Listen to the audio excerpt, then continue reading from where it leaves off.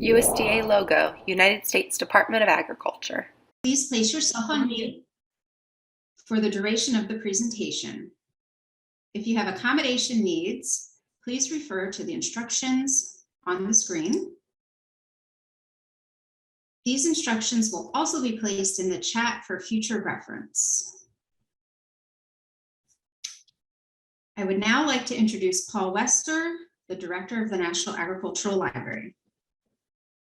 Thank you, Wendy. Welcome to our event, A Taste for Maize, More Than Popcorn and Corn on the Cob. I'm glad that you could all join us today.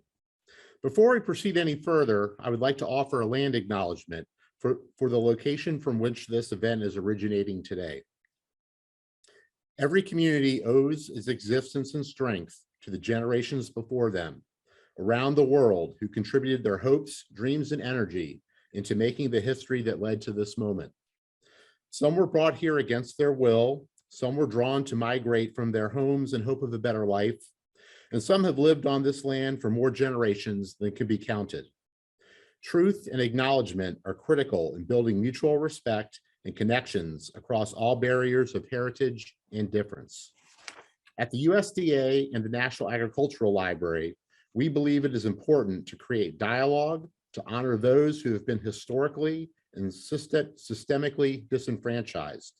So we acknowledge the truth that is often buried. We are on the ancestral lands of the Piscataway people, who are among the first in the Western Hemisphere. We are on indigenous land that was stolen from the Piscataway people by European colonists. We pay respects to Piscataway elders and ancestors. Please take a moment to consider the many legacies of violence, displacement, migration, and settlement that bring us here together today. Again, welcome. I am Paul Wester, the Director of the National Agricultural Library here in Beltsville, Maryland. The National Agricultural Library, or NAL as we often call it, was established in 1862 and is one of 5 national libraries in the United States. We hold one of the most extensive food and agriculture-related collections in the entire world. Serving USDA scientists, employees and administrators, researchers, and the public, the library facilitates the creation of agricultural knowledge through the acquisition, curation, and dissemination of agricultural information. Today's event is the second of our 3-part webinar series. The webinar series is entitled Zia Maize, Corn, Its Science, Culture, and Cuisine. Through this series, we're exploring maize and corn as a global food staple and its role in nutrition, culture, and society.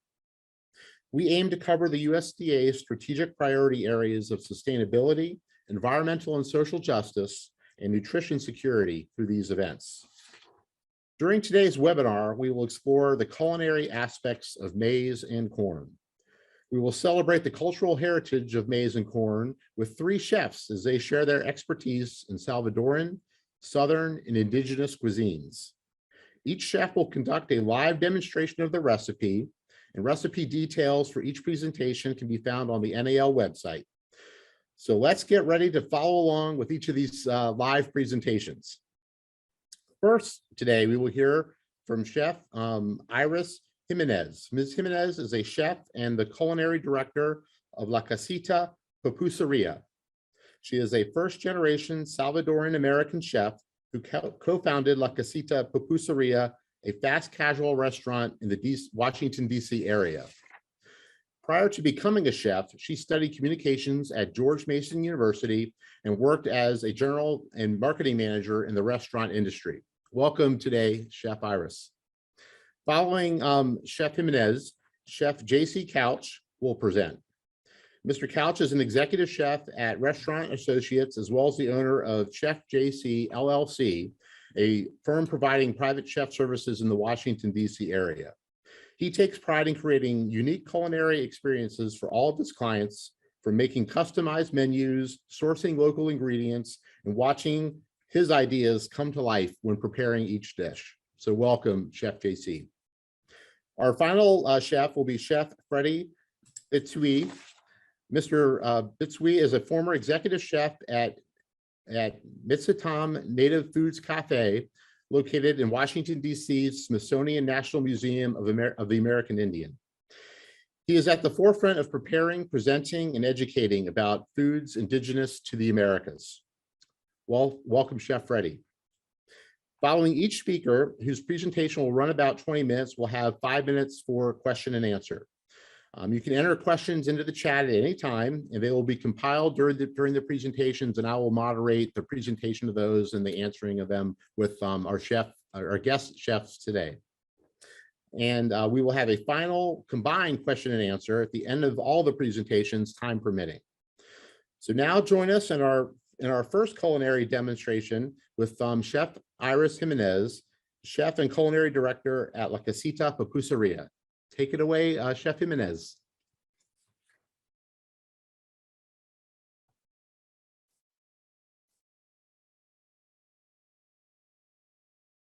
And I believe you have to unmute yourself, or we can unmute you. How we run our programs.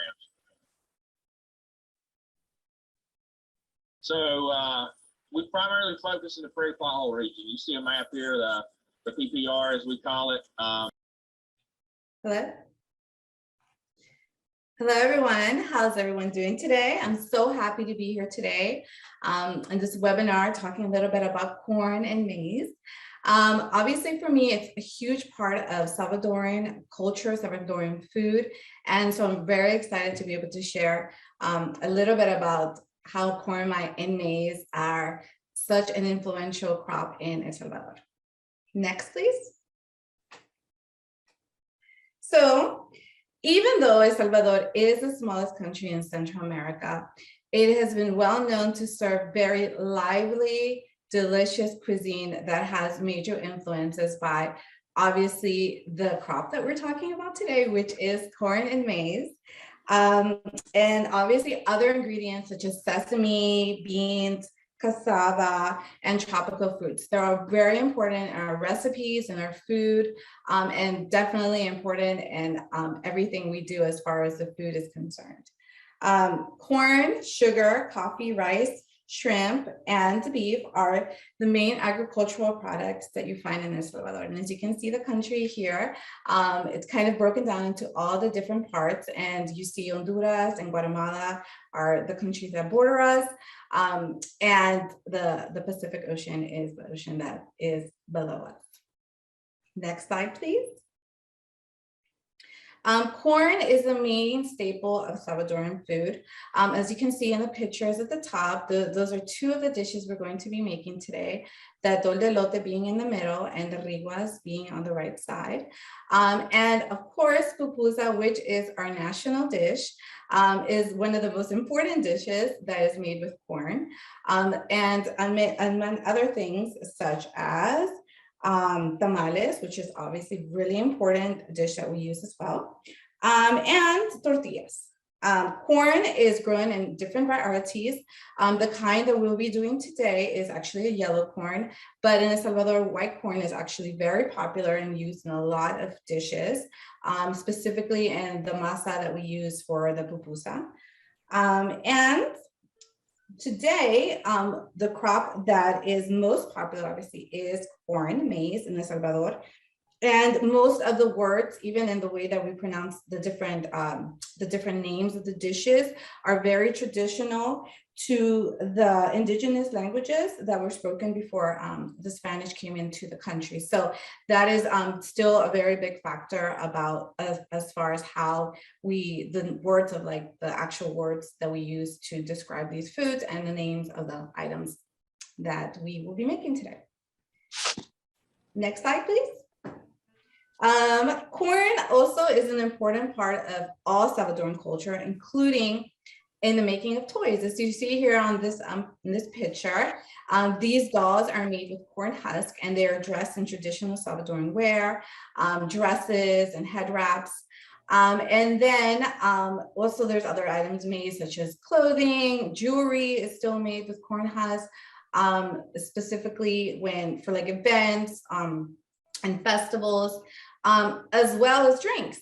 Corn cafe, maize cafe, is a very popular drink still because there was an actual shortage in coffee, and as well as the price of coffee going up on different parts of the country, they had to start finding new creative ways to have some form of coffee. And maize was used, it was roasted, and then it was ground, and it was served as a cafe. And it's actually very delicious, and people still enjoy it, specifically because it doesn't have caffeine. Next slide, please. The Festival de Maize is actually still something that happens to this day. And it's usually second week of August. And it's really kind of a celebration of this crop and the importance of it to our community. As you can see in the photo, there's like a parade of women wearing these amazing dresses that are made with corn husks and different parts of the corn. The young lady on the bottom has a headpiece made from corn and earrings. And then you have the corn on the cob that is served grilled, which is a very popular way to serve it at festivals. Next slide.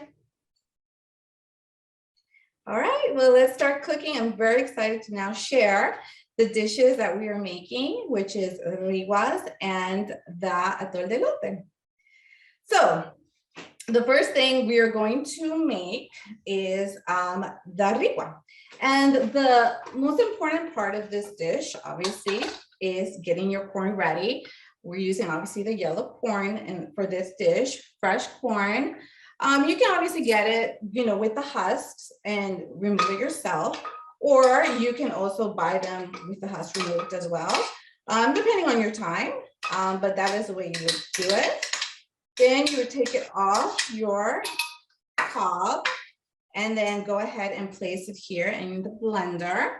Then you will also add your sour cream. As you know, the recipe is on the NAL website, so you don't need to worry about the measurement at this time. Then you will also add your butter to the recipe and your cane sugar. I use cane sugar, it's my personal favorite. I won't add all of it. If I need a little more, I will add it then, because sometimes the corn is a little sweeter and sometimes it's not. So I always usually like to wait a little bit till the end to make sure once I finish that part. Then you're gonna go ahead and blend. So you just add all the items straight into the blender. You can also use a food processor if you have a larger amount, but for this, I think it's fine just to use a blender. Together. Right. And while we do that, 15 minutes, we're gonna get your banana leaves ready. For a second. Now we're going to use banana leaves for this just because, one, it gives it an amazing flavor, and two, because it's also a great way to serve it, a good way to make sure it doesn't burn once you put it on your griddle. So it has multiple purposes. As well, you can use it as a plate. A lot of times people do that, just grab it right off with the banana leaf and eat it right off the banana leaf itself. And generally speaking, banana leaves come in these bags. You can use any brand, it doesn't really matter. They usually come frozen. So you would just defrost one piece or whatever amount of pieces you're going to be using. You will cut it to the shape. We're using it about a rectangular shape of this size. And you cut it to the shape that you're going to make your riwa. Usually it's an oval shape. So then at that point, you just prepare all your banana leaves, you cut them to shape, and then you basically dry them with a paper towel. Make sure they're nice and dry because they're very moist when they defrost. They're very wet. So you have to dry them off to make sure they're nice and dry before you use them, okay? And then I just want to make sure that the masa is ready. I'll show you in a second the texture we're looking for. Okay, so basically you'll take it off, okay? And at this point, you'll kind of see the thickness, okay? You'll move it around a little bit and see if it needs a little more. At this point, I think it's ready. You can make it a little smoother, or you can also make it a little bit thicker, but this is the consistency I traditionally like. And then you just kind of put in your bowl. Now, cornmeal is added, but I always like to add it at the end, just because sometimes the corn is a little bit drier and sometimes it's a little wetter. And so you kind of have to measure and see how much cornmeal you actually need. You may not need a lot. And I prefer to have the more corn flavor. So that's my personal preference. Okay. So I'm going to add a little more. In this case, it's kind of flat. Okay. And in the meantime, get your griddle ready. Your griddle should be at about a medium high to high heat. And at this point, you have to make sure it's very hot before you start. Okay. And then you add this here. And you go ahead and put your rigua right on top. And that will be it. You'll leave it. Make sure to spread it out and top it off with the other banana leaf. Okay. And you let that do its thing. You don't need to do anything else until it's ready. Actually, you'll know it's ready when you actually have to lift it up. And then you'll know it's ready to go. Okay. Now for the atol, okay, you add cooked corn to this one. This is actually done with a cooked corn. Okay. You add this to the blender. Then you add the sugar. You add the water, which is actually the water from the corn that you already had where you cooked the corn in. You'll keep the water for that. Then you will add, actually that's all you add for that. This corn and a little salt, actually. You can add that now too. Okay, and then you put it on and blend this, okay? All right. Put that blend.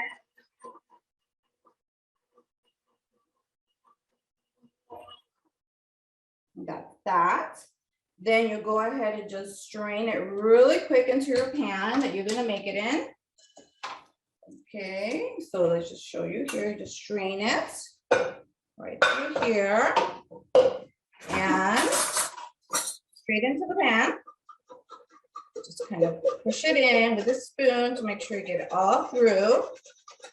And just keep an eye on riguas. Basically, it's cooking, so it's not gonna burn traditionally because the banana leaf keeps it at the temperature you want to keep it at. You just lift and see if it's ready. It's not quite there yet. So you're just gonna wait a few minutes. Okay, now you have your base for your atol.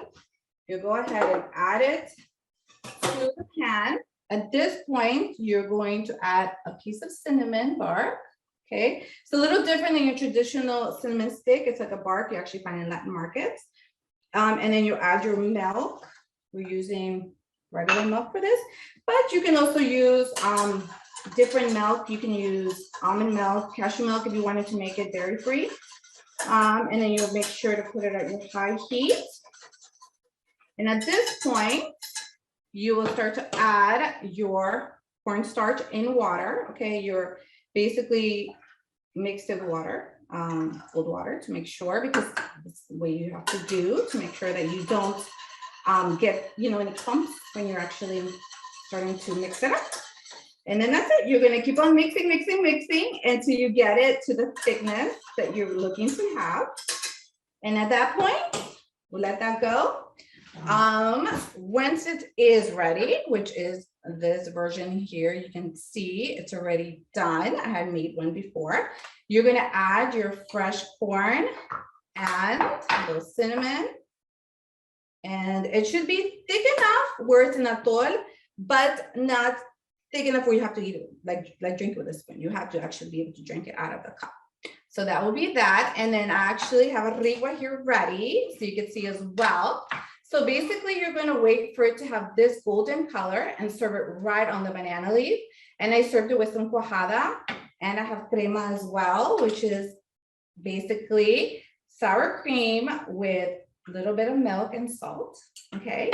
And that would be the traditional way you would serve it, with the corn, with the crema, the cuajada, and the two riguas. And then your atol will be served in the mug. And at that point here, I'm just going to show you really quick. You would just turn it around, okay?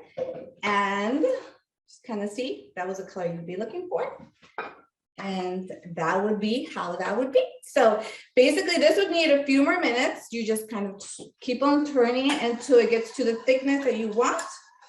It usually takes about 5 more minutes, but because of time, I won't be able to go through the whole process of showing it to you, but you would see what it would look like, which would be about like that.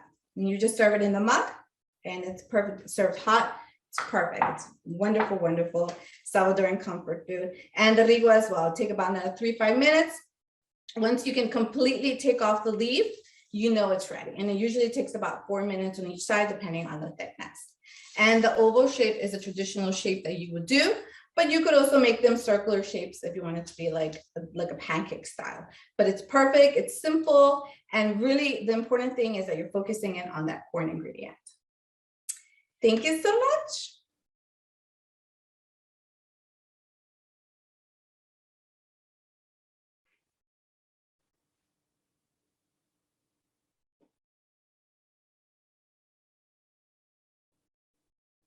Okay, thank you, Chef Iris. Awesome. We are going to begin our Q&A. I'm going to start with the first question.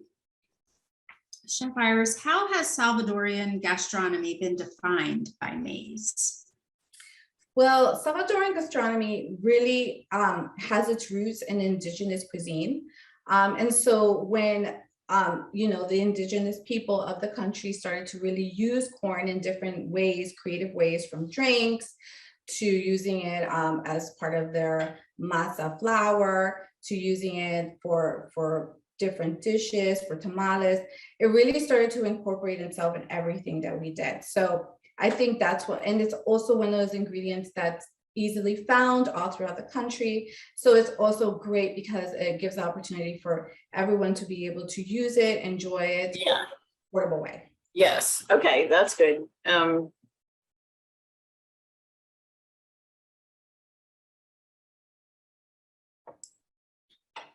Thank you, Chef Iris. If everyone could place themselves on mute during the Q&A, that would be great. Thanks. So for our second question, how many different varieties of corn do you have in your kitchen? I use about 2 to 3 kinds. I have the white corn, the yellow corn, and sometimes we're able to use blue corn, the blue corn variety. But those are our top flavors, the top kinds that we use. There are obviously some ones that you see like pink, red varieties, but those are definitely more difficult to get. But for sure, the white, the yellow, and the blue is the most commonly used in our kitchen. Great, thank you. I'm going to move on to our next question. Is maize an ingredient that is versatile in its uses in Salvadorian cuisine? Yes, it is, because it can be used in many different ways. In its natural form, also in its cooked form. You can use it blended, you can use it as well as our version of elote loco, which is like a corn on the cob Salvadorian style, which is also great because you can just use it in its natural form without doing anything to it. So I think that that's the best thing. And it's such a great seasonal ingredient, meaning that during the season, it just has different flavors depending on the summer, the fall, the winter, whenever you get it. Sometimes it can be a little sweeter, sometimes it can be a little drier, but it has its applications for all its different uses. So obviously for an atol, a sweeter corn is perfect because it's a sweeter dish. But then for a rigua, you can go with something a little drier. You can go with a white corn because it's not supposed to be a sweet dish. So therefore, it depends on where you're using it, savory or sweet. It definitely has both purposes, which is great. Great, thank you. Right. Next question. What made you decide to choose the dishes that you are making today to highlight maize? Well, for me, I think these two dishes really simplify, like make it a simple and easy thing for anyone to make. And you don't need that many ingredients. And as that's an important factor for everyday cooking, right? Is to be able to use the ingredients in simple, quick ways that highlight the food. So I think that for me, having a drink and having a dish that you can have as a breakfast item, something simple, but really focusing and making the corn the star of the dish was the major reasons that I really wanted to use these two traditional recipes. Great. And our next question, do you use the corn cobs for anything? The corn cobs? Culinary or medicinal? Mhm. The corn cobs, sometimes we use it if you want to make a stock, which can sometimes be great for like seafood soups. You just throw them in there with the shrimp peels and everything, and then you make a really unique stock. We've used that before, and also we put it on the bottom of our corn tamales when we make them. We use them at the bottom part during the steaming process. So we use them in multiple ways after we've taken the corn off the cob itself. Great, that's useful. Mhm.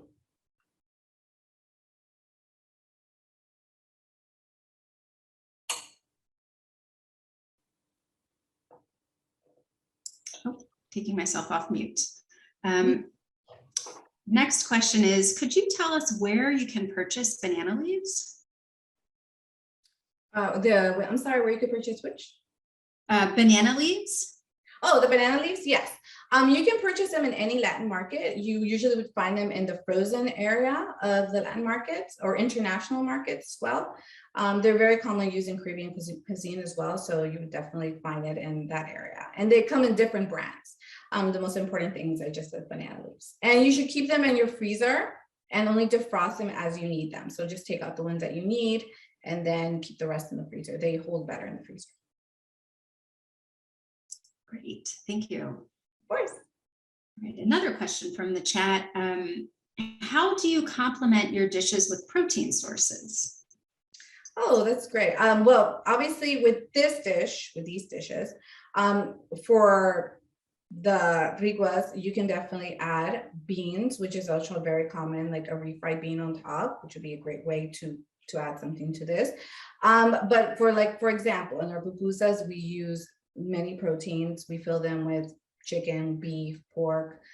So that is very commonly used with our pupusas, our tamales. We stuff them with chicken. So protein is very much used. We use a lot more chicken than pork or beef.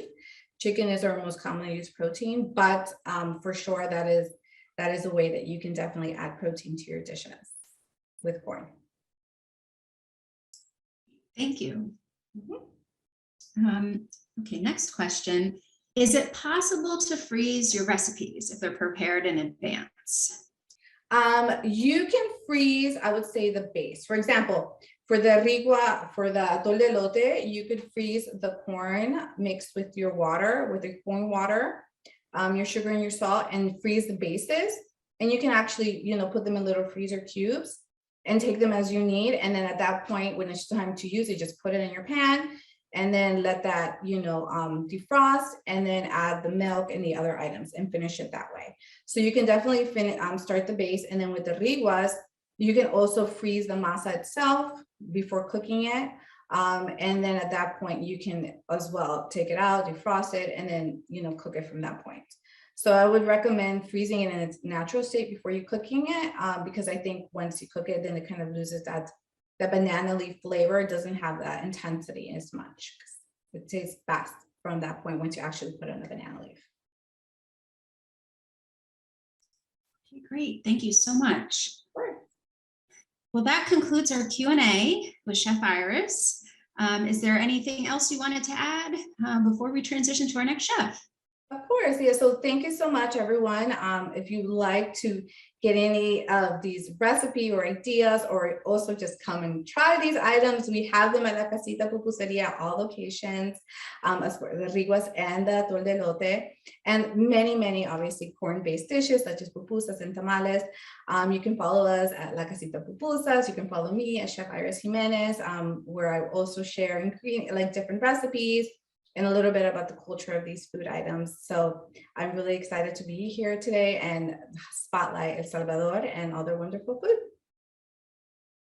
Thank you so much. Thank you for joining us today, Chef Iris. Thank you so much. And all of our recipes, as we had mentioned, are going to be posted and are posted on the NAL website. The link is available in the chat. Okay. And now we will start our culinary demo with Chef JC Couch, owner of Chef JC LLC and an executive chef at Compass Group. Welcome, Chef JC. Hello, hello. Thank you guys for having me. I want to start with a little bit of history on maize and corn, a little background on myself. I'm a military brat. I moved around a lot as a kid, but most of my years I spent it in Lynchburg, Virginia, and Madison Heights, Virginia, which is right outside of Lynchburg. There, at the age around 7 or 8 or 9, my mom, she would help out at a farm, and we would help her. So for like, she would pick corn, and we would help her pick corn, and for every like 6 barrels of corn she would pick, well, we would pick, we get 1 for free. So corn always been essential in my childhood and my upbringing, from corn pudding, from cornbread, from corn salad. It was just something that we always ate. It could have been a light snack or a light lunch. You know, most of the times when I had corn, it was steamed in a pot, a big old pot. My mom would put it on the table, a stick of butter, salt and pepper. Very simple. And it brought us all together around the table, and it gave us great conversation. And we tend to wash it down with some sweet iced tea. That's just the South in us.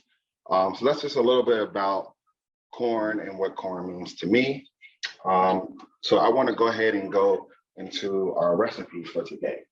So today I'm going to show you guys how to make maize 3 different ways. Okay. So to start, we're going to start with our popcorn crusted salmon. And to start with that, I'm going to have this bowl, move this to the side a little bit. Now, I'm going to use a cup of popcorn. This has been ran through a RoboCoop.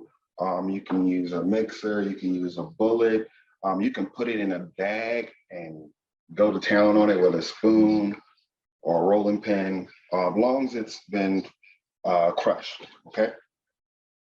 I'm going to add that. Next, I'm going to add about a 1/2 cup of panko breadcrumbs.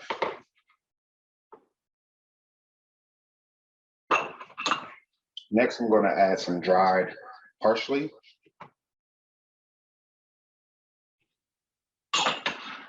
Next, I'm going to season it with some kosher salt. Next thing I'm going to do, I'm going to add some lemon zest to this. Okay, so I'm just peeling the lemon zest right into the mix.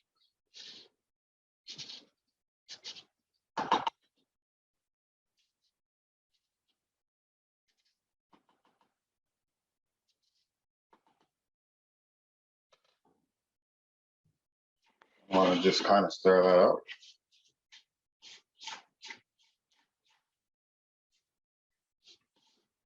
And this is how it's pretty much going to look. Okay. Next, I'm going to crack an egg. This is going to hold our mix for our salmon. Go ahead and whisk up the egg, and I'm just using a fork.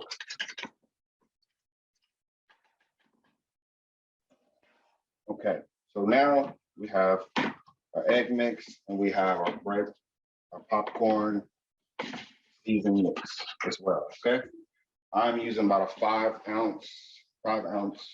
to 6 ounce salmon. Okay, now I'm going to dip this into the egg wash, and then I'm going to dip this into our seasoned popcorn. I want to coat it really good, so I'm going to use a sheet tray. You can align it with aluminum foil if you like. You can make sure you spread a little vegetable spread. Now I've started with the fish first because that's going to take the most longer to make. Okay, you guys can see it's nice and coated. I'm going to add a little bit more to the top. Yes, this is popcorn right out of the microwave popcorn.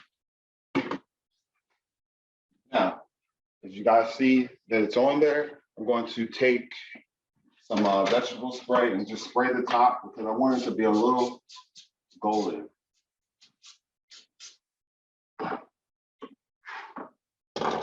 This is going to go right in the oven on 400 degrees. I'm going to let that cook for about 12 to 15 minutes. Okay.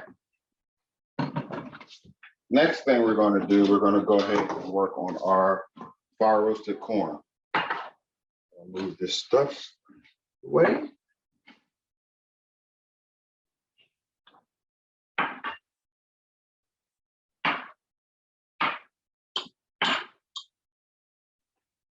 All right, to start, of course, we need some corn. Okay, I already have peeled it and took off the peel off the cob as well. Now, there's a lot of different ways you can do this. Now, if you're at home and you don't really cook that much, I advise you to do this in a pan. Just use a nice hot skillet. It can be a grill pan, it can be a saute pan. Just add a little vegetable oil and saute it in the pan. Now, if you have a gas stove at home, you're a little bit more advanced with cooking, this is a nice trick to do at home to get that nice fire roasted corn flavor. So I'm just cutting on my burner. And you can cut it on about medium high heat or hot. Okay. Now I am just going to place this right on the burner, as you guys can see. Now, this will stop crackling and popping, and that's when you know you need to start turning. I don't know if you guys can start hearing the crackling and popping of the corn kernels. That is indicating that the fire is igniting to the corn and it's starting to roast. So as this process goes, we're going to just turn it. Now, definitely don't always use tongs. This is just something I'm a chef. I have chef hands, so I just like to touch my food. My wife thinks I'm crazy as I touch the food, overheat. But this is as it crackles, it starts to caramelize and starts to turn this nice char flavor. It starts to, the char flavor is starting to be born or develop. Now, as that going, I'm going to go ahead and start on the rest of it as well. I don't know if you guys can see that, but it's already starting to turn a little blackish brown, a little char. Okay, so in this bowl, we're going to go ahead and put a couple Roma tomatoes. This is something my mom would make, and she would usually make it with some chicken on the side. This dish is good with, chicken. Crab is good with this dish as well. Bacon enhances it. Bacon works well with corn as well. So I have tomatoes. I have about 2 tablespoons of red onion. I have some cilantro.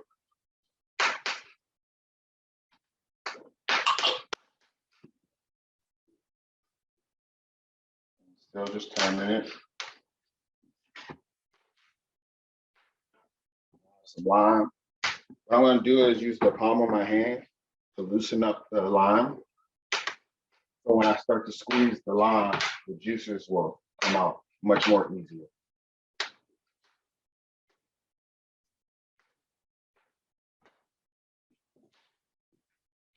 want to just go that way.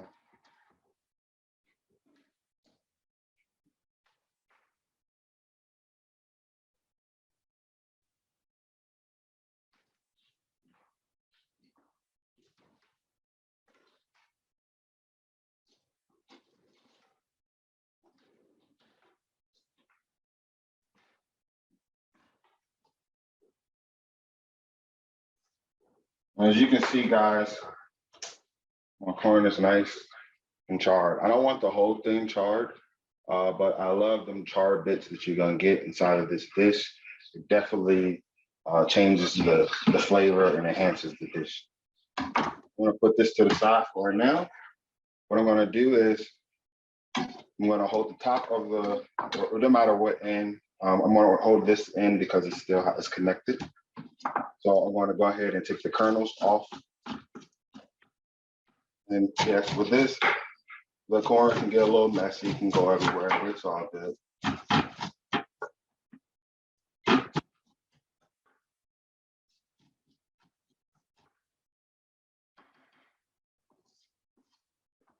Okay, just took all the kernels off. Now I'm going to take the corn and add it to the bowl.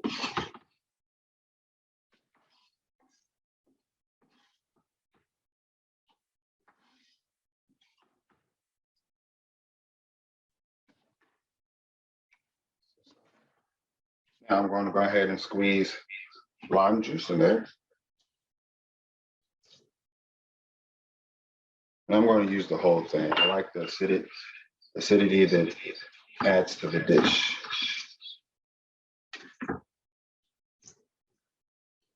Now this is everything my mom will put in this. I don't think she was putting in cilantro in this. This is something extra added to it.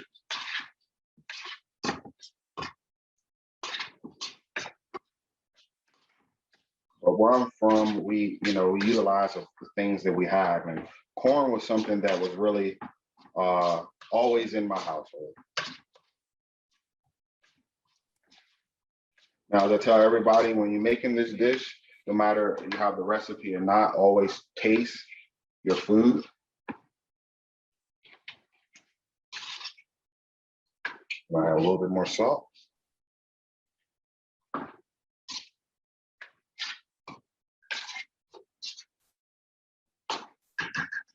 That's our salad.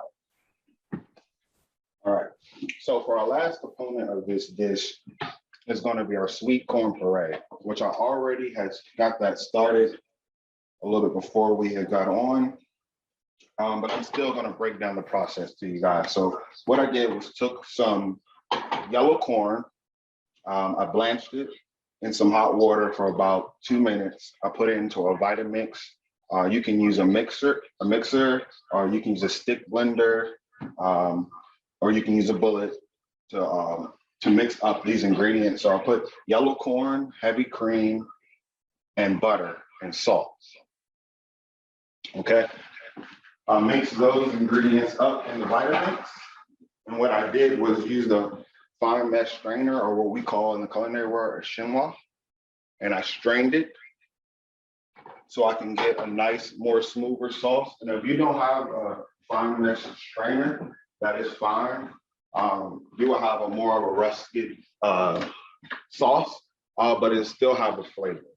With me is I wanted to have a much more smoother sauce. So me wanting a much more smoother sauce, as you can see, I went and ran it through the fine mesh strainer. So once you do that, guys, you've developed the flavor, definitely taste. Like I said before, you want to heat this up. And when you heat this up, you want to heat it up on no higher than medium. If you're pretty much bring this to a boil, the butter will separate inside of the puree. So that's one thing inside of this. You want to make sure you want to develop one flavor, and you want to have one base color. You want to have streams of butter going through your sauce, or yellow and white, or one strong color.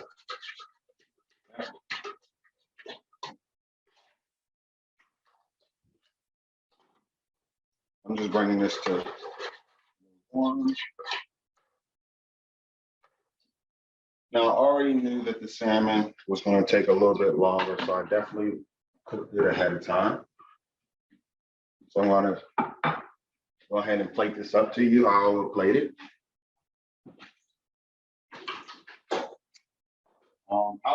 For me, plating is I wouldn't say plating is everything, but us as human beings, we eat with our eyes. So if you find something very appealing, that will give you more interest to try it. So I'm going to add our corn puree right in the middle of the plate.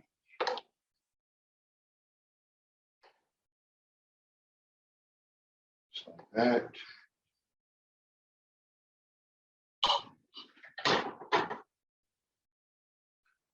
Like I said before, I already made a piece of salmon a little earlier. I'm gonna put that right there in the middle. Popcorn crusted salmon. Now I'm gonna go ahead and get our fire roasted corn. I'm just gonna place that right on top. And this is a nice summer dish you can make for your family members, if somebody coming in town, or just something special for yourself. I think cooking is very therapeutic.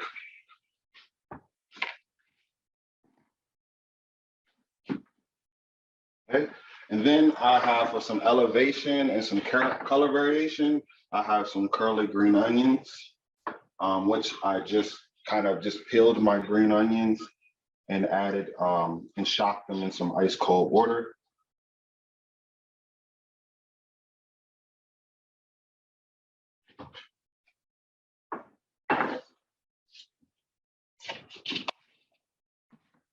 I feel like this is a nice colorful summer dish, but you can make this all year round, and you can always change the protein if you don't eat seafood. You can use chicken. You can even do this with beef as well. So, yeah, so you guys can see.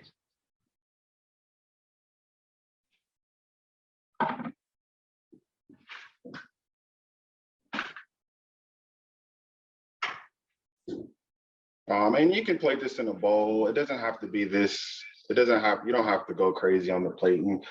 This is just I just love cooking, and I feel like we eat with our eyes, and food is art. So have fun.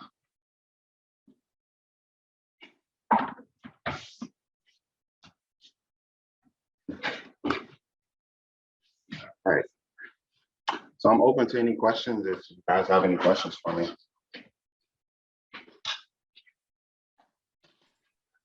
Okay, great. Thank you so much, Chef JC. I have to agree with the comments in the chat that I wish we could eat these recipes right now. They look so delicious.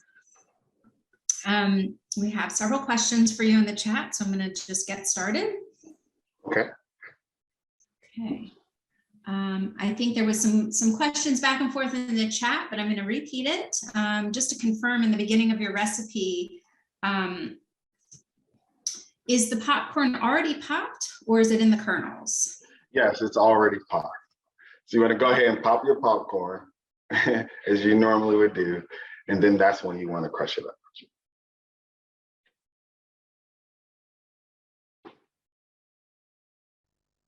Great. And then the second question was to confirm or repeat again, how do you crush the popcorn? So you can use, if you have a bullet, I was going to bring it over, but it's probably a little too. If you have a bullet or a mixer, or if you just have a freezer bag, put it in a freezer bag, take it back of a spoon, hammer it down until it crushes up a little fine. It does not have to be this fine. It doesn't have to be this fine, but it should be almost the size of like a panko crumb. Great, thank you. For the next question, if you had an electric stove instead of a gas stove, how would you char the? If you have an electric stove, I would use a saute pan or a grill pan. Just make sure you let your pan get hot before you put the corn in, because you don't want to steam it, you want to char it.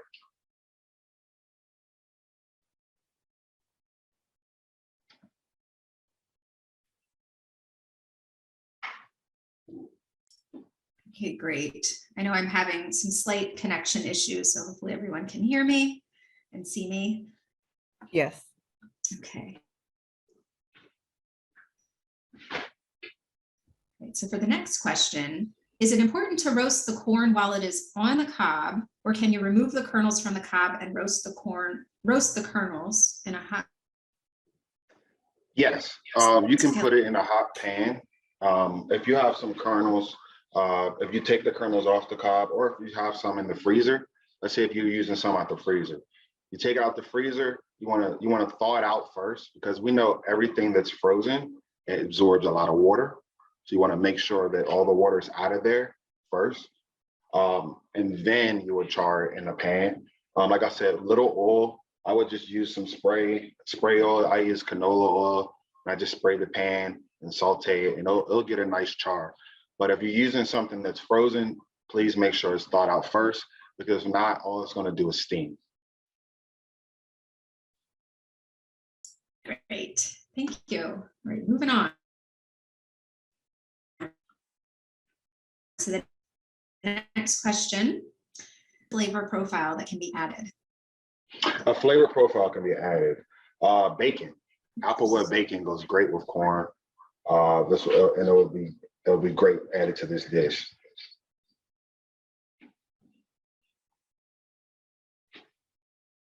I'm sorry, Chef JC, I just cut out. Did you catch the question?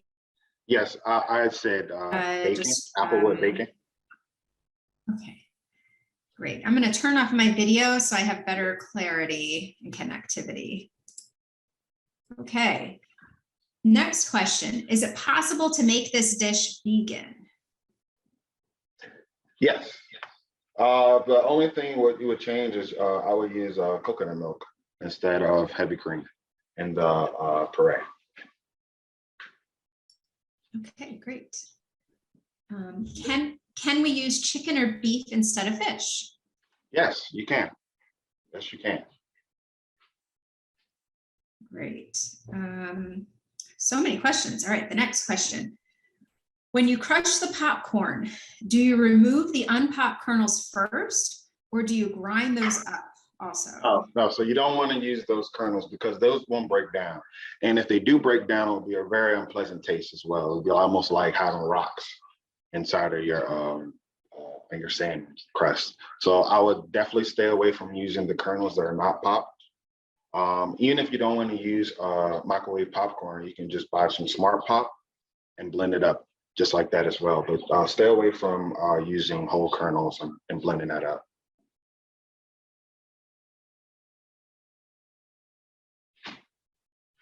Okay, got it. Thank you. And another alternative, instead of salmon, can you use squash? Yes, you can use squash. Yeah, squash will actually be great. I would use, I did a play on that with squash and zucchini. Mushrooms are great as well. Great, thank you. Next question. How has your personal food customs and heritage influenced your style of cooking? I will say, so I'm more of like elevated comfort food. I like food that has filling. I like food that, you know, kind of brings me back. And it might be my childhood, it might be to a prior experience that I've had. And for something like this does bring me back, but this is not, I wouldn't say this food right here is something my mom would make, but different elements inside of the food reminds me of back home, like the corn salad. This is something my mom would do. The popcorn crusted part of this dish, that's just me being creative with maize. But yes, I love comfort food and I love Southern food. So I try to show that in my food and show it in an elevated version. Great, thank you. And I know you kind of alluded to this, but what made you decide to develop this specific recipe? I would say corn, just using corn. I was just finding ways of how can I use corn in every component of this dish. So I started building from there, just the process of corn and, you know, what corn means to me. As a kid, I loved popcorn, you know. Popcorn is very cheap. That's something we always had in our household. So I was always, I thought to myself, well, what can I do with popcorn and how can I add that to a dish of my own? Great. And then our last question, how can we hear more about your recipes and work after today's webinar? Well, you can always follow me on Instagram under Chef JC, spelled JAYCEE, Chef JC.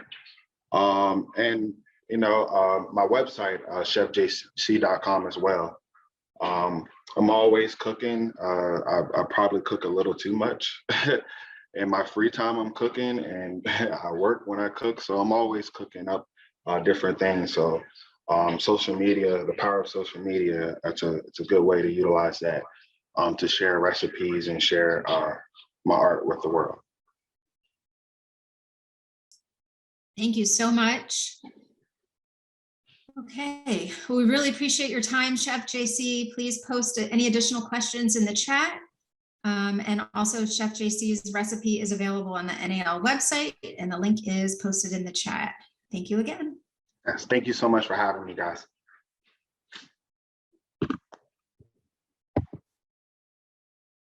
Okay, and now we will transition to our final culinary demonstration. Our final culinary demo will be with Chef Freddie Bitsui. And Freddie, are you ready? That rhymes, doesn't it? Yes, I am ready. Thank you. How's everyone this morning? Well, I'm here in New Mexico, so it is still 11, so it's okay for me to say good morning. Today I'm going to be making a very classic New Mexican dish called pork pasoli, and then I'm also going to make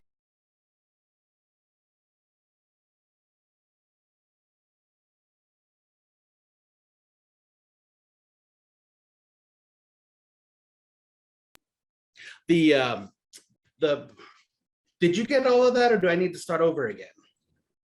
You cut out, Freddie. Okay, well, Let's start over. You see my little nephew here, he's gonna be helping me out today. And let me start all over again. My name is Freddie Bitsui, and I specialize in Native food history and also Navajo food. I am Navajo. And so this is my nephew, his name's JJ. We're gonna make a pasoli, which is the longest continuous dish in the history of the world.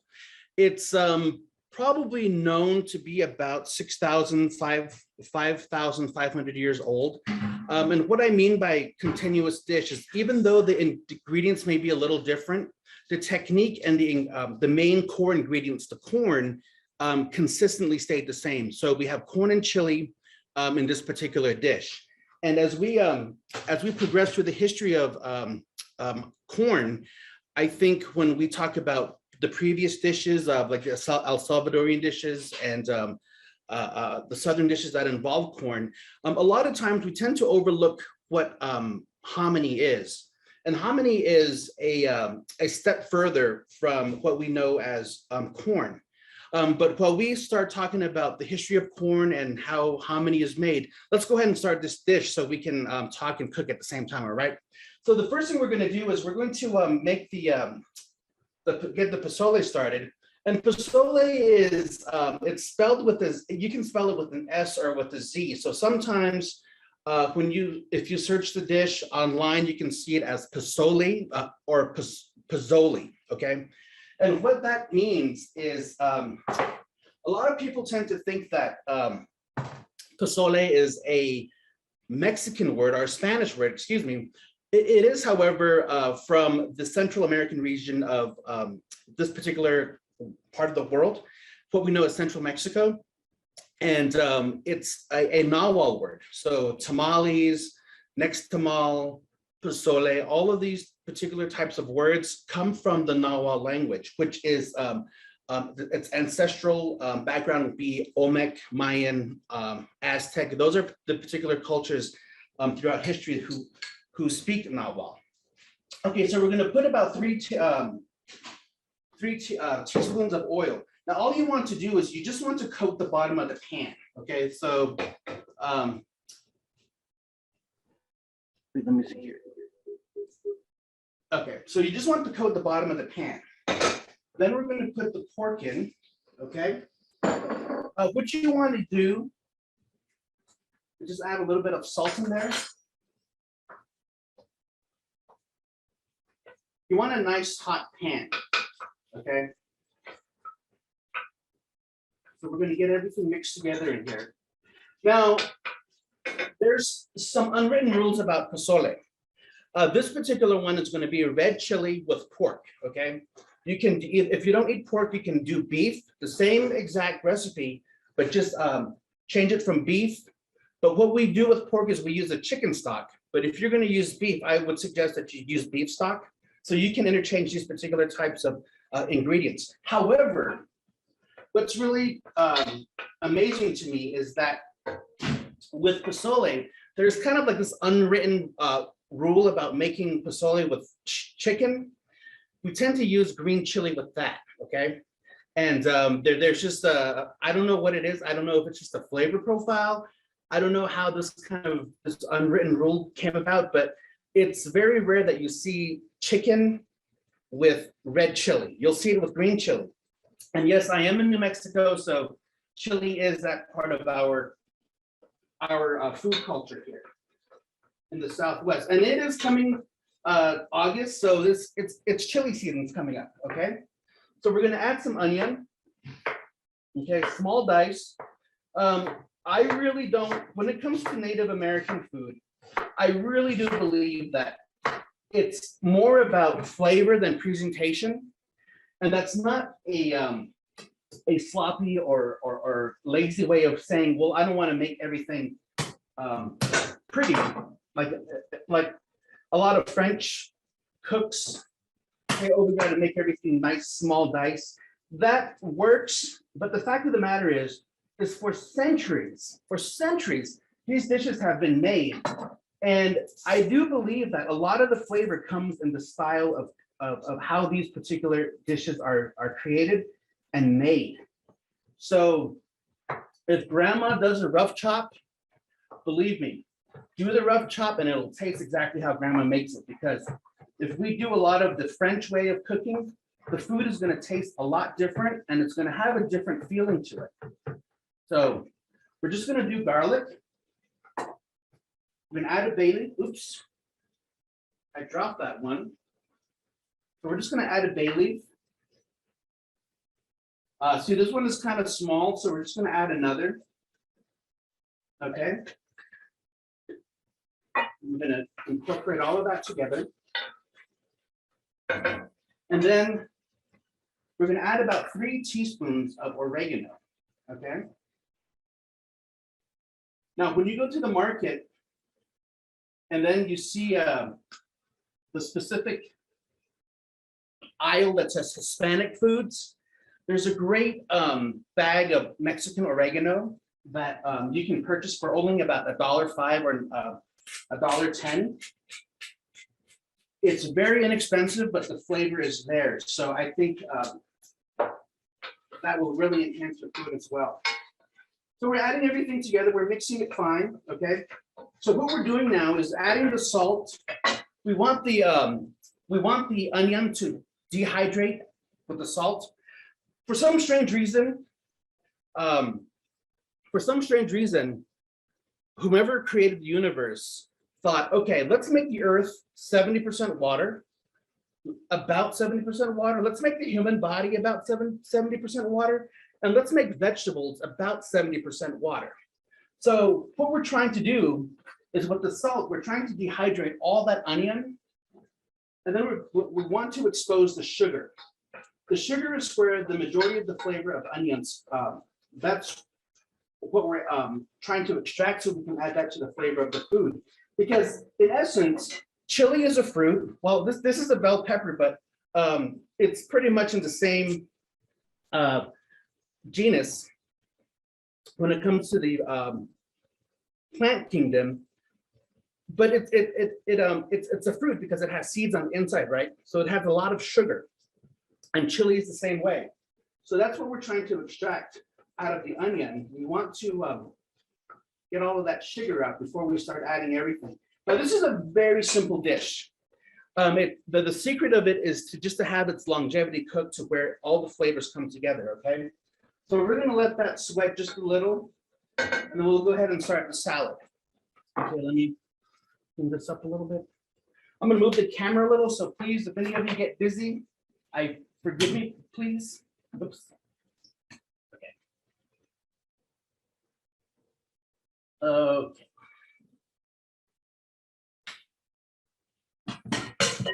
Okay, this particular salad is very, very simple.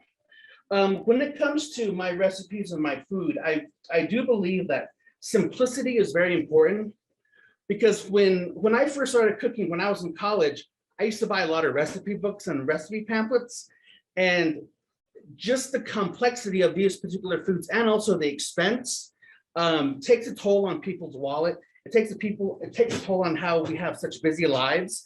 And then we tend to just not want to cook, and we end up ordering a pizza or door dashing it or getting some tacos, which is not a bad idea, but at the same time, it's good to cook at home. Okay, so really quick, I want to talk about canned hominy. And there are about, there's my mom. Say hi, Mom.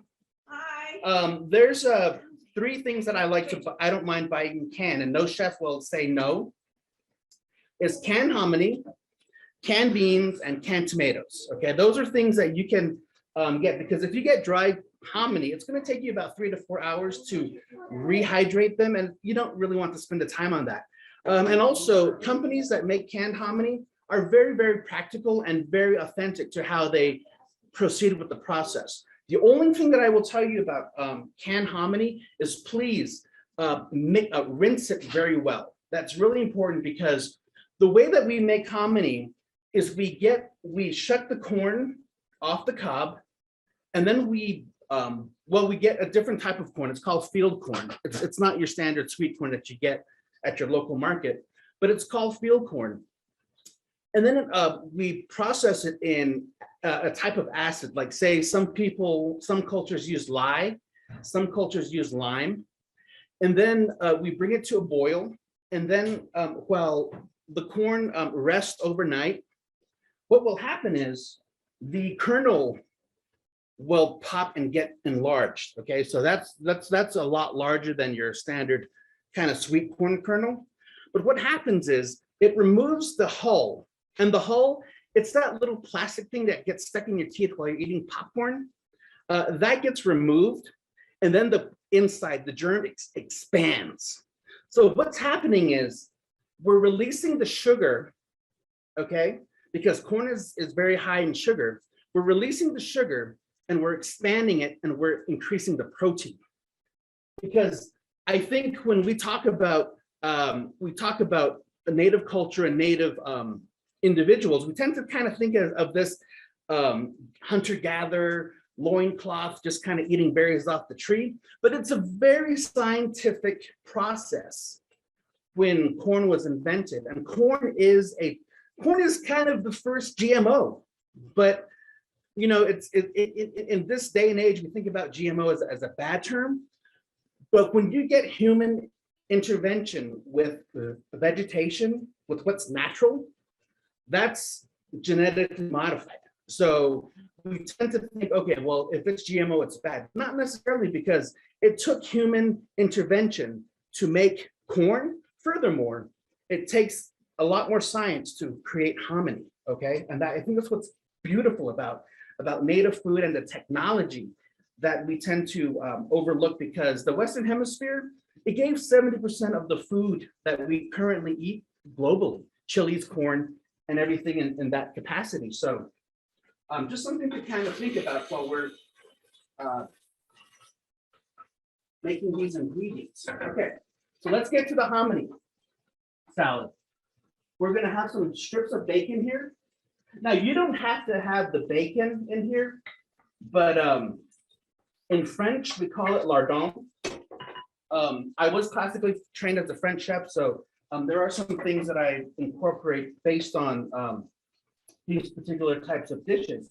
But I really do like the flavor that bacon has, and pork has been a staple in Western Hemisphere food since the time of conquest from Iberia. Iberia being the peninsula that contains France, and Spain, Portugal, and Andorra. Okay, so we're going to add the hominy in here, and we're going to just incorporate these ingredients together, just kind of get the bacon flavor around the hominy. Okay, And let's see how we're doing on time here. Okay.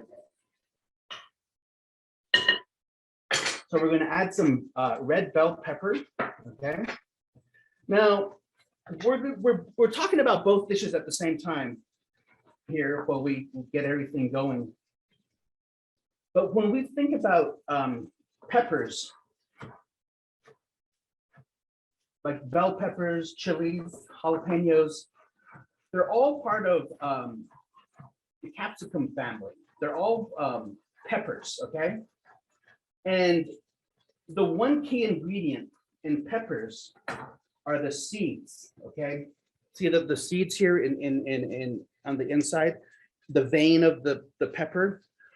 Well, when it comes to native cooking, what's important to understand and know is that there's a chemical in the seed, and it's referred to as lecithin.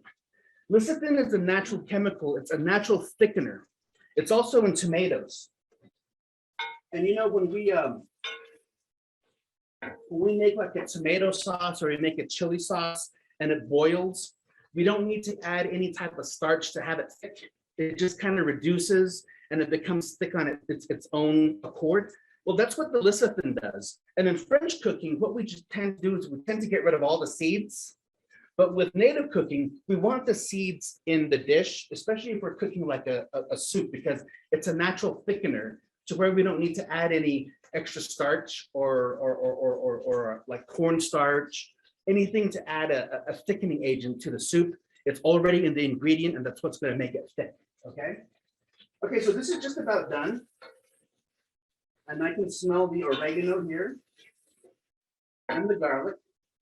So I'm going to go ahead and add, the recipe calls out for 2 of these cans. This is a standard size. So if you were, I lived in Washington when I worked at the Museum of the American Indian and at Smithsonian. And this is readily available at most markets. So it's pretty, and I travel around the country cooking this as demos. So it's readily available in almost any supermarket nationally. So you won't have any problems finding this, but it will be a different can size. So the recipe is written for 1 pound of pork and 2 of these cans. So just make sure you rinse it. And they also sell bigger cans, which is less expensive buying it in whole. But you know, if you're a New Mexican family, you're definitely probably going to buy 2 of the big number 10 cans so you can cook a lot for your family. Let's go. This is already all done. We're going to add about, we're probably looking at about 2 pounds of hominy here. Okay.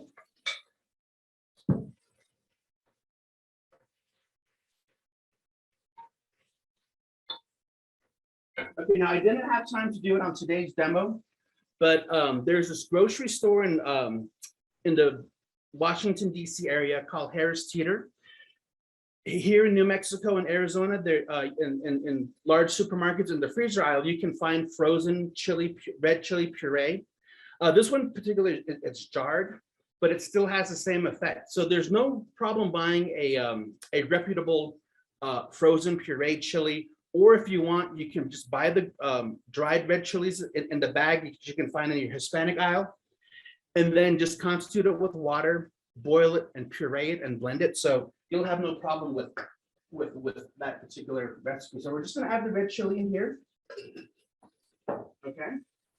This is how it's gonna look. I'm gonna move this over the camera so you see that, okay? And we're just going to mix this up.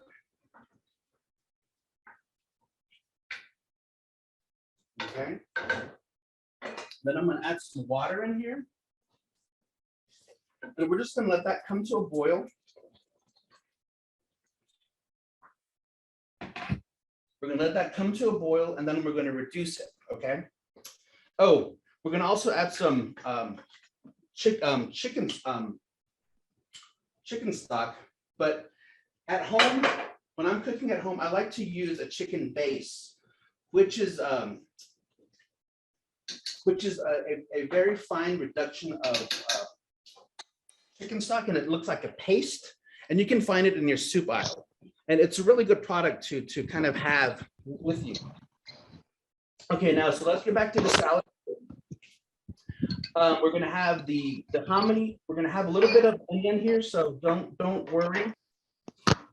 We're just gonna fine dice it here. Okay. Okay. We're gonna add a little bit of some parsley here. That's just to add the green.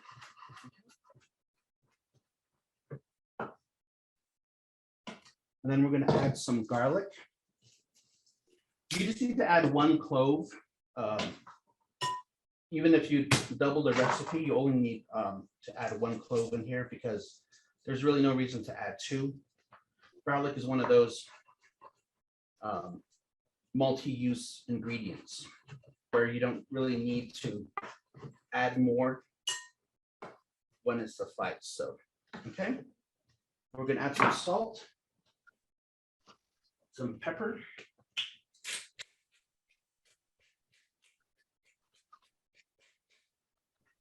okay, and we're gonna add some ground sage, okay, some ground sage, okay.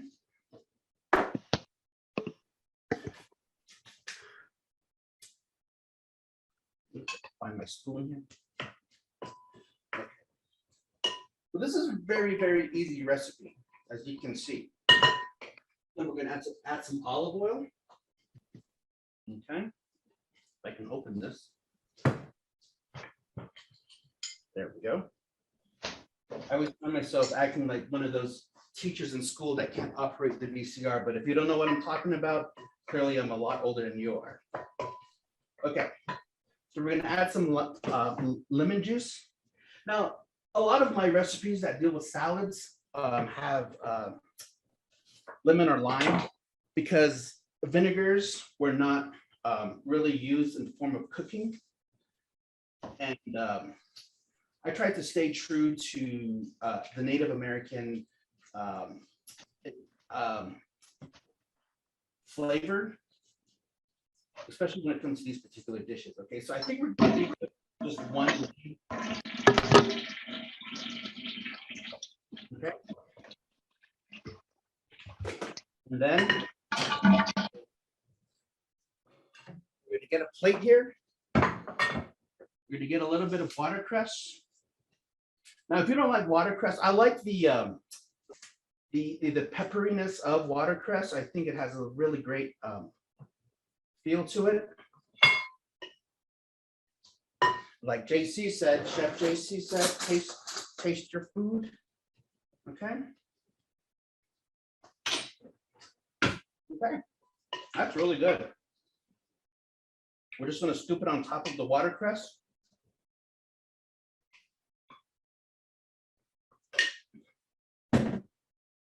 And there you go. There's your hominy salad. Okay. And this particular hominy soup, or stew, I should say, because it's very thick, it's coming together. Okay, you see that? How it looks? That looks really good, and it smells really good as well. It has this great August monsoon flavor to it. And as you can see, since we are on a time crunch, and I want to get to some of your questions, I made some just in advance. So as we like to say in the cooking world with the magic of Zoom, you see how that looks a lot of, it has a thickness to it. Now you can garnish this with whatever you want. In the Southwest, we like to use cabbage, radish, whatever pleases you. I just like to do a simple scallion, just the green tips of the scallion. Okay.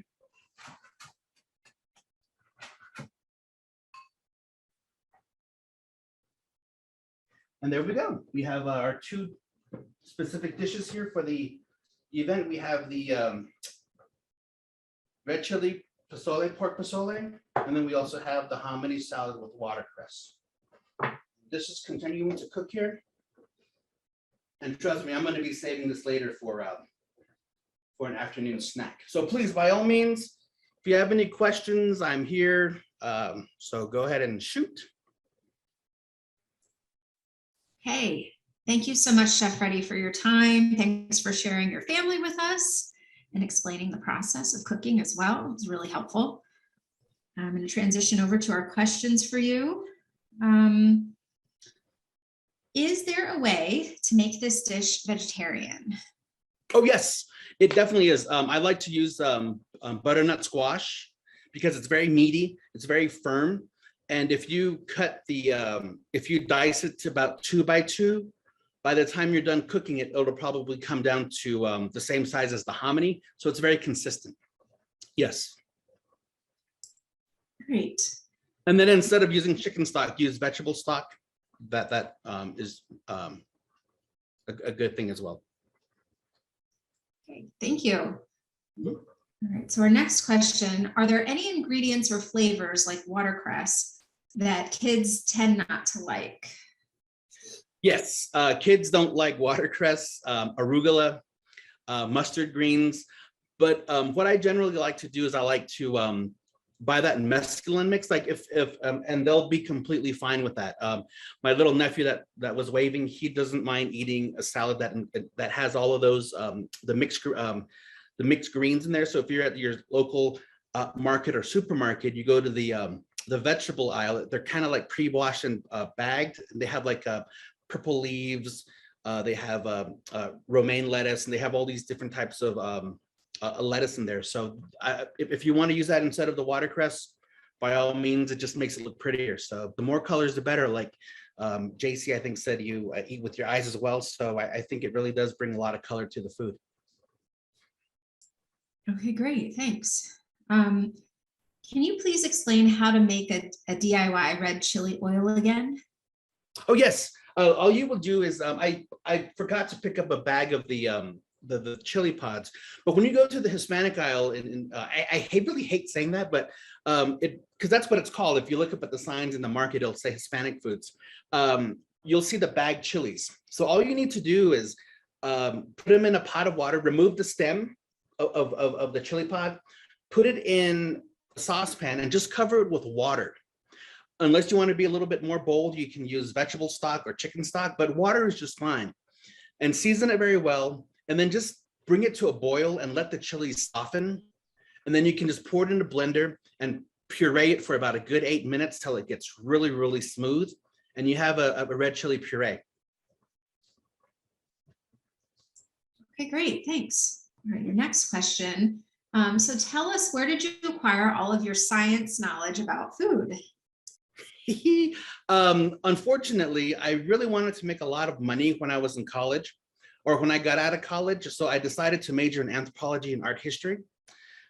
So that's where I got a lot of my, I studied a lot of ancient Puebloan, like ancient New Mexican cultures, and also Central American cultures, and kind of like the history of corn.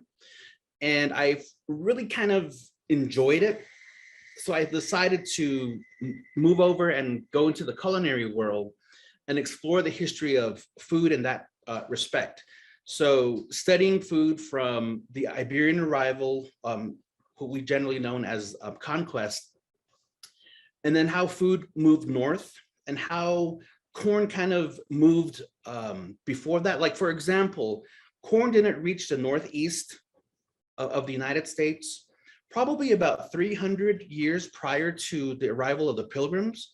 So it was a fairly new ingredient at that time in that particular part of the world. So studying the anthropology and the art history, and also going to culinary school and lecturing and talking about native foods for about a good 15 years really did build my knowledge about the history and the science of the food.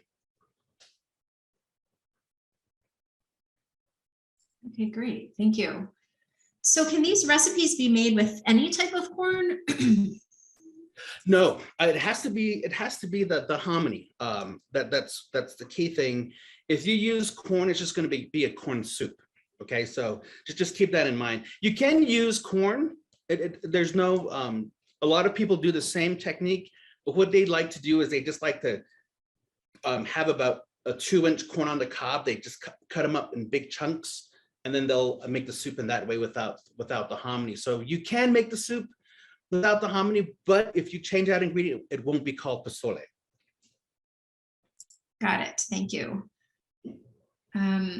So we received a question about how you described the percentage of water.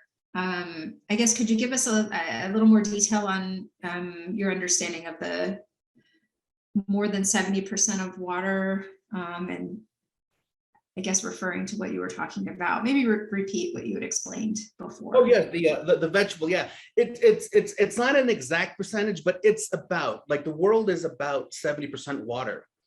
And I just kind of think it's beautiful, and as a human being and as someone who deals with food, is that the world is about 70% water. The human body is about 70% water, and vegetables are about 70% water. So there's this kind of connection as far as Mother Nature is concerned, how we live our lives on a daily basis, that percentage of water is just there, and it's kind of like innate thought when we think about these particular notions about how water is so much important to our survival and how much water is in vegetables. And I think to allow it to continue to be fresh, because unfortunately there is a finite time to vegetables, and there's finite time to human beings, and there's a finite time to the earth. So, and the thing that keeps it fresh and keeps us fresh and keeps the earth fresh is water. So I think it's a very beautiful notion to kind of think about.